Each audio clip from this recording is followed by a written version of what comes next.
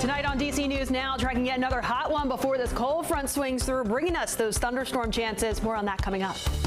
I can't believe it. I feel sorry for Montgomery County trying to fix this. A major water main break caused a busy road to buckle. How long it could take to fix the damage.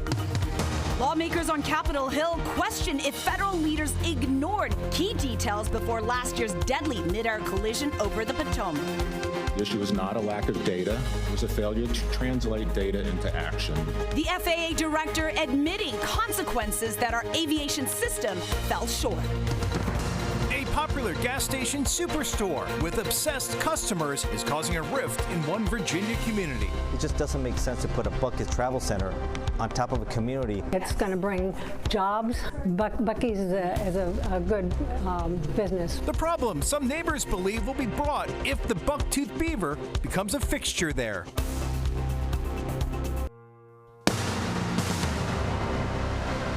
You're watching the station covering all of the DMV. This is DC News Now. Hi, everyone. Thank you for joining us tonight for DC News Now at 9. I'm Chris Flanagan. And I'm Susan Tran. Another hot day in the DMV. The heat just melting away some records across the region. People in the district using an umbrella for shade. Others looking for the cooling effect of fountains. So whatever it takes to kind of cool off on a day that hit well into the 90s. Yeah, Chief Meteorologist Jackie Layer is here. And Jackie, some of us saw some records across the region. Yes, we broke those records at DCA, at Dulles as well, and even Winchester too. Tomorrow, it doesn't look like we're going to be breaking those records, but it will be back in those 90s for your Wednesday before we see a cool down later this week. But we are watching out for some storm chances out there as we get towards later in the day tomorrow, so you got to keep that in mind. Highs today, though, versus some of those records. Yep, we broke that record at Reagan, Dulles, Winchester as well. But for Dulles and Winchester, that is day 2 of record-breaking heat. DCA, Reagan Airport did not break its record yesterday, but notable, that was 97 degrees today at earlier this afternoon. Now temperatures 70s and lower 80s, so still on the warmer side of things out there this evening if you are stepping out. And in terms of the radar, though, much of the map, it is dry. We did see that one cell bubbling up back out towards parts of the I-81 corridor in Virginia. Aside from that, we're still going to be watching that cold front back out towards parts of the Midwest. That will be ushering in our cool down that we see later this week. Out ahead of it, though, another day into those 90s, and then that storm threat later on into the afternoon tomorrow. So planning out your Wednesday, starting off dry, a warm start, but we heat up pretty quickly back in those 90s, and then that chance for some thunderstorms right around the middle of the afternoon. More on that and the timing in just a few minutes. You can stay on top of the forecast by scanning this QR code you see right here at the middle of your screen. It'll take you over to our DC News Now weather page, where you'll find current conditions, get a check of the radar, and look live at the weather cameras to see what it looks like in your neighborhood. Or just go to our website, dcnewsnow.com/weather. Well, developing tonight at 9, a massive water main break in Maryland, ripping through a busy Bethesda intersection, flooding Bradley Boulevard. The water so intense, it buckled the pavement and shut down traffic along nearby roads. And it also washed away business for local shops in the area as crews had to tear up the street to make the emergency repairs. DC News Now's Ben Dennis joining us live there at the scene. All right, so Ben, any idea when this road will finally reopen? That's a big question for a lot of folks tonight, including local business. 7 hours after this water main broke a 20-inch pipe, crews are still closing the intersection. No traffic allowed in or out, and this is precisely why. All of that work is ongoing into the night. Machines have already torn through the pavement, and earlier water turned this road into a river with enough force to buckle Bradley Boulevard. Tonight, crews worked to repair a massive water main break that ripped apart part of Bradley Boulevard near Arlington Road in Bethesda. WSSC Water says a 20-inch pipe burst underneath the roadway Tuesday afternoon, sending brown water rushing through the street and buckling the pavement. There was a whirlpool on the other side of this telephone pole where it came up through the street. Neighbors like Nancy Russell spotted something unusual happening inside her home almost immediately. When I turned the tub on, it looked rather clear, but when I got into it, it looked very muddy. Police shut down the intersection as drivers scrambled to get around the flooding, driving on the opposite side toward oncoming traffic. I saw a woman pull out of here and turn into this when it was like 2 feet deep. And I'm thinking, there's an active sinkhole under there. You probably shouldn't drive on it. The shutdown hurting local business. We can't get any customers in here. We're screwed until they get this fixed. Until they fix this. As crews worked on repairs, dodging other utility lines, Nancy Rutzel feels sympathetic during the brutal heat. I can't believe it. I feel sorry for Montgomery County trying to fix this. Got over a dozen workers here from WSSC trying to remove whatever debris is left in this gaping hole where this pipe had burst. A new 20-inch main has already been brought in. WSSC Water tells me that there were, believe it or not, given the size of this break, just 5 customers who were impacted by this. Those, though, who still have water in the neighboring areas are safe in order to drink their water. Still no time when this road is going to reopen. In Bethesda, Maryland, Ben Dennis, DC News Now.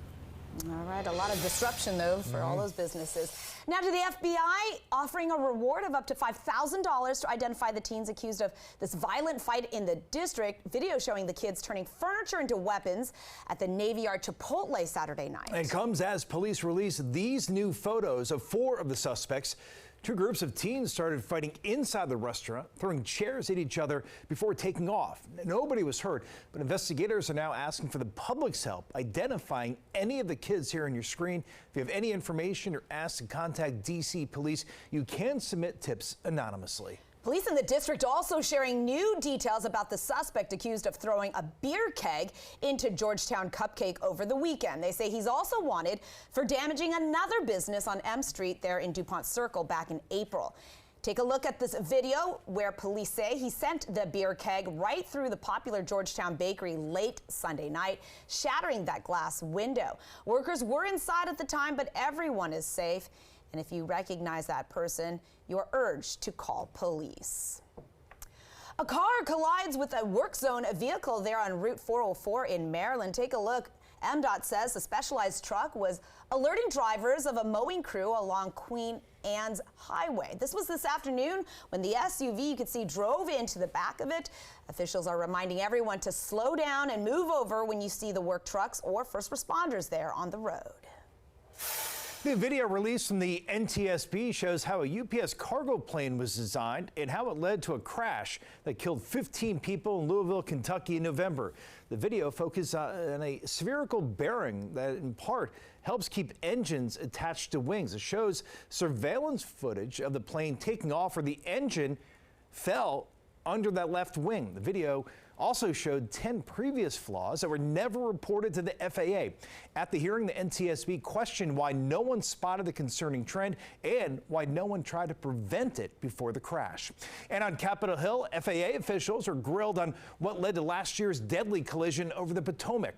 The FAA administrator was really in the hot seat. Brian Bedford admitted the agency failed to act on warnings prior to the January 2025 crash between the American Airlines jet and a military helicopter that killed 67 people near DCA. He also acknowledged controller error in terms of sharing visual clues to where that Black Hawk helicopter was located. I think a bad plan in the capital region. It was a bad design. There were absolutely data telling us it was a bad design and we should have done something with it. Well, following the deadly crash, NTSB issued 50 safety recommendations. Bedford told senators that the FAA is working to comply with 19 of those safety recommendations tied to that crash. A meeting in Maryland on rebuilding Baltimore's Key Bridge. State leaders using the forum to give contractors more details on the project and explain how the work will be divided. They estimate the reconstruction could cost more than $5 billion. Congress previously approved barely a fourth of the funding for the bridge. State leaders say that there are more hurdles that still need to be cleared, but they are hopeful to be hitting the ground running. We have a number of permits that are still in process, but are also working through the final stages of their approval. So we really hope to come to market with a substantially permitted project that is ready to put shovels in the ground from day one. There will be another forum next month, and the bridge is expected to be rebuilt and open in late 2030. All new tonight, a Buc-ee's could soon be coming to Stafford County. The massive travel center chain with a cult following also has some big opponents. And they packed the hearing room tonight as the Board of Supervisors debated the development. DC News Now's Daniel Hamburg joining us live there. All right, so Daniel, that meeting's still going on right now. What can you tell us? Chris and Susan, there are strong opinions on both sides of this issue. People who really want Buc-ee's to come to town and others who want it to stay away. Now, in March, the Planning Commission voted 4-3 to approve Buc-ee's plans. Tonight, after this public hearing, the Board of Supervisors will take a final vote.